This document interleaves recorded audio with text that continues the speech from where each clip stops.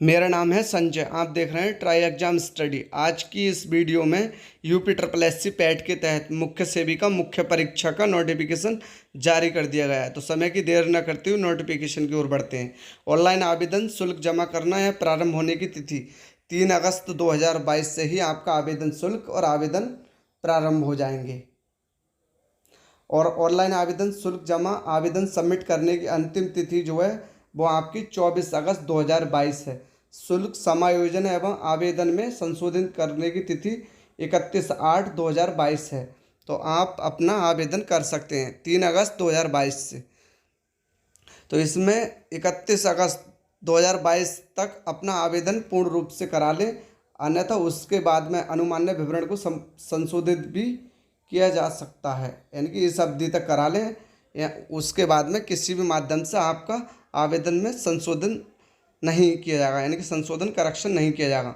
उत्तर प्रदेश अधीनस्थ सेवा चयन आयोग लखनऊ के विज्ञापन संख्या 5 परीक्षा 2022 मुख्य सेविका मुख्य परीक्षा के अंतर्गत बाल विकास सेवा एवं पुष्टाहार उत्तर प्रदेश लखनऊ के नियंत्रणाधीन मुख्य सेविका के 2693 पदों पर चयन हेतु भारत के नागरिकों से ऑनलाइन आवेदन आमंत्रित किए जाते हैं।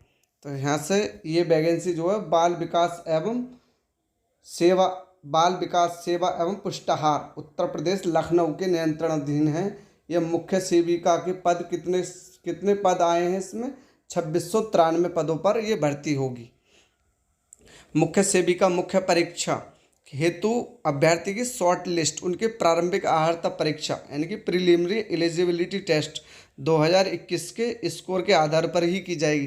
तो जिसने मतलब 2021 पैट वैलिड स्कोर कार्ड है तो वही आवेदन इसमें कर सकता है। अतः इस परीक्षा में प्रतिभाग हेतु केवल वही अभ्यर्थी ऑनलाइन आवेदन कर सकते हैं जो प्रारंभिक अर्हता परीक्षा 2021 में सम्मिलित हुए हैं एवं उन्हें आयोग द्वारा स्कोर कार्ड यानी कि वैध संख्यात्मक स्कोर के साथ जारी किया गया। प्रारंभिक अर्हता परीक्षा 2021 में वास्तविक एब्सोल्यूट स्कोर अथवा नॉर्मलाइज्ड स्कोर में 0 या उससे कम नकारात्मक अंक प्राप्त करने वाले विद्यार्थी जो हैं मुख्य परीक्षा में शॉर्टलिस्ट नहीं किए जाएंगे।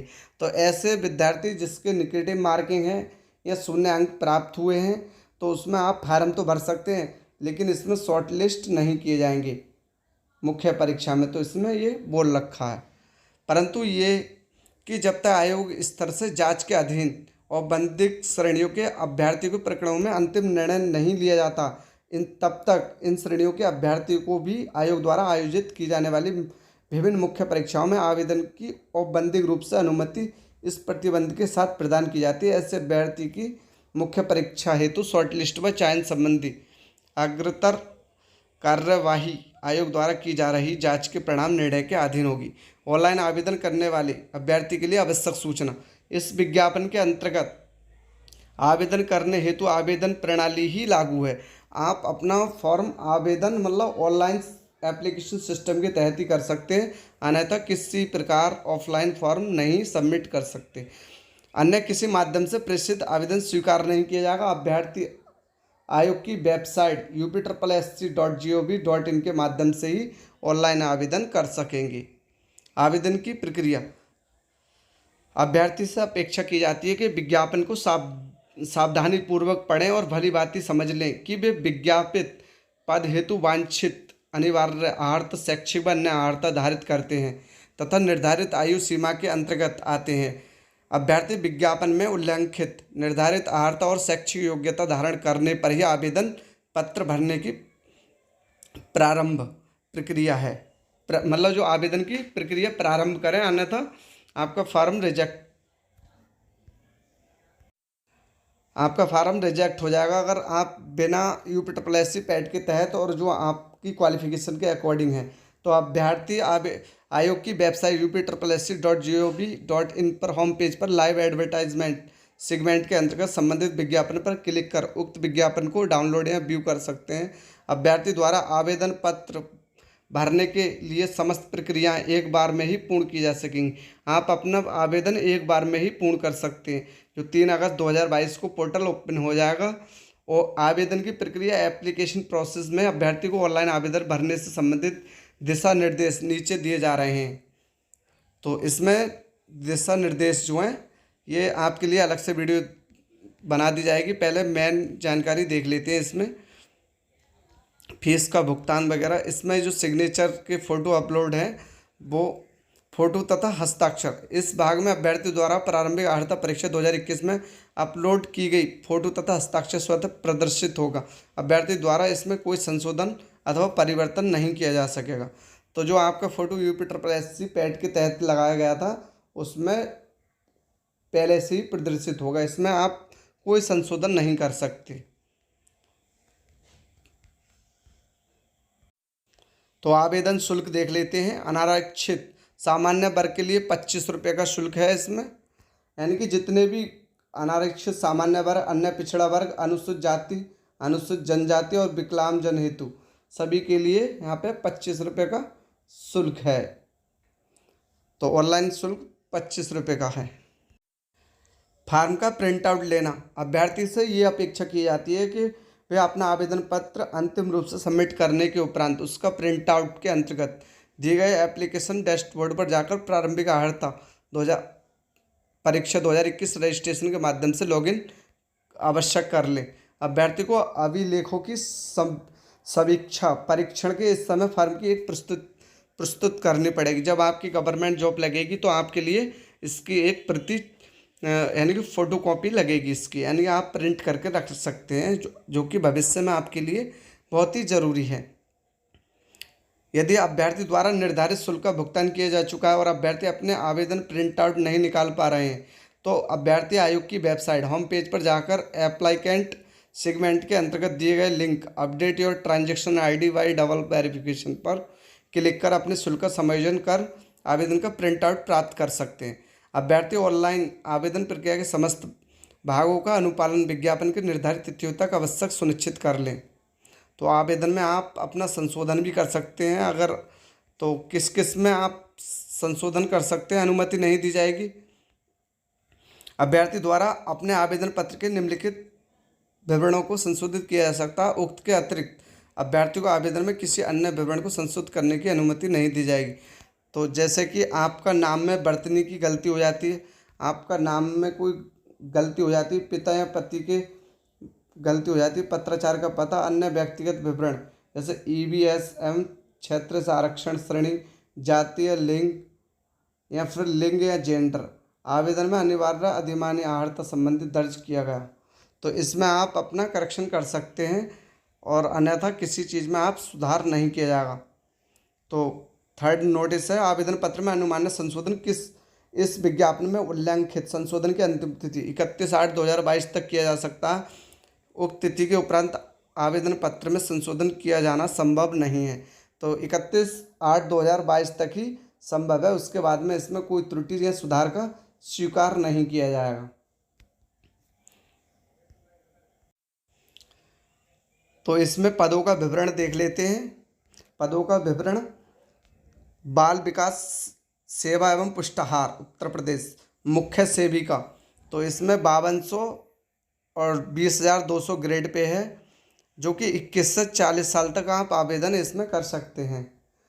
और अनारक्षित के लिए 1079 वैकेंसी, अनुसूचित जाति के लिए 565, अनुसूचित जनजाति के लिए 53, अन्य पिछड़ा वर्ग के लिए 727 और EBS वालों के लिए 269। तो टोटल पोस्टों की संख्या 2693 है, जो कि ये वैकेंसी अस्थायी है, यानी कि अस्थायी लाइफ, मतलब जब तक कि आपकी 60 साल तक आयु नहीं हो जाती जब तक आप सेवानिवृत्त नहीं हो सकते। उपरोक्त रिक्त पदों के लिए केवल एक ही आवेदन करना है, यानी कि एक ही आवेदन स्वीकार किया जाएगा, अन्यथा किसी भी प्रकार से आवेदन निरस्त कर दिए जाएंगे। आवेदन करने के पूर्व अभ्यर्थी विज्ञापन पे उल्लेखित अनिवार्य अर्हताएं आवश्यक पढ़ लें तथा ये सुनिश्चित कर लें कि आवेदित पद हेतु आवश्यक अनिवार्य अर्हता, शैक्षिक व अन्य अर्हताएं धारित करते हैं तथा उपयुक्त सारणी में पद के सम्मुख अंकित आयु की सीमा अंतर्गत है, यानी 21 से 40 साल तक अपना फार्म आप आवेदन कर सकते हैं।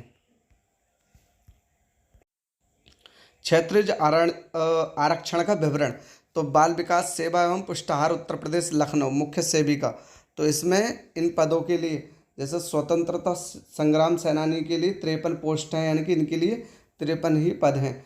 और दृष्टिहीनता एवं कम दृष्टिहीनता 36 पोस्ट हैं इनके लिए। बाध्र एवं श्रवण शक्ति में ह्रास, इनके लिए भी 36 पोस्ट हैं। और गृह मस्तिष्क आघात या उपचारिक बौनापन, एसिड आक्रमण पीड़ित, यानी कि जो भी मांसपेशियां हैं सहित जो भी विकलांग निःशक्तता हैं उनके लिए 35 पोस्ट हैं। तो आप यहाँ से अपना देख सकते हैं। और इसमें जो है इसमें कोई 0 पोस्ट हैं। और सैन्य वियोजित भूतपूर्व सैनिक हैं, जो भूतपूर्व सैनिक हैं उनके लिए 134 पद हैं। और जो उत्कृष्ट खिलाड़ी हेतु यानी कि उनके लिए 53 पद की व्यवस्था है। यहाँ से आप देख सकते हैं। यहाँ से आयु सीमा देख सकते हैं। मुख्य सेविका के पद पर सीधी भर्ती के लिए ये आवश्यक है कि अभ्यर्थी ने उस कैलेंडर वर्ष की जिसमें आयोग द्वारा सीधी भर्ती के लिए रिक्तियाँ विज्ञापित की जाएँ 1 जुलाई, यानी कि 1 जुलाई से 21 वर्ष की आयु प्राप्त कर ली हो और अधिकतम 40 साल की आयु हो।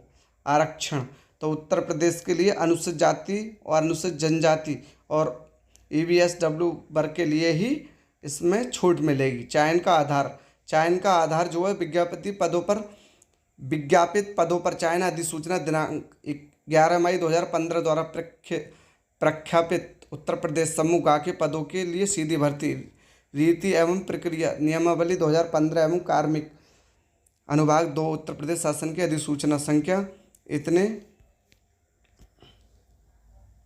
31 अगस्त 2017 द्वारा प्रख्यापित उत्तर प्रदेश अवर स्तरीय पदों पर सीधी भर्ती। तो इसमें परीक्षा योजना एवं पाठ्यक्रम योजना आयोग द्वारा मतलब आयोग द्वारा उक्त पदोच्चयन हेतु लिखित परीक्षा की योजना पाठ्यक्रम आयोग की वेबसाइट upsssc.gov.in पर यथासंभव पृथक से प्रकाशित किया जाएगा। तो अभी इसका पाठ्यक्रम प्रकाशित नहीं किया गया, तो जब भी आएगा आपके लिए हम वीडियो बना देंगे। लिखित परीक्षा के संबंध में विशेष नोट। तो यदि विज्ञापित पदों के प्रत्युत्तर में प्राप्त आवेदनों की पत्रों की संख्या अत्यधिक होती है और आयोग के लिए विज्ञापन के सापेक्ष प्रारंभिक अर्हता परीक्षा 2021 के स्कोर के आधार पर मुख्य परीक्षा हेतु शॉर्टलिस्ट किए गए हैं, तो ये लिखित परीक्षा उनके यदि आपके लिए ज़्यादा अधिक बच्चे हो जाते तो उनके लिए उन्हें कई दिन तक 1-2 शिफ्टों में ये पेपर की व्यवस्था की जाएगी। महत्वपूर्ण निर्देश देख लेते हैं। अभ्यर्थी के लिए महत्वपूर्ण निर्देश। उत्तर प्रदेश के आरक्षित श्रेणी के सभी अभ्यर्थी आवेदन में अपनी श्रेणी आवश्यक अंकित कर लें।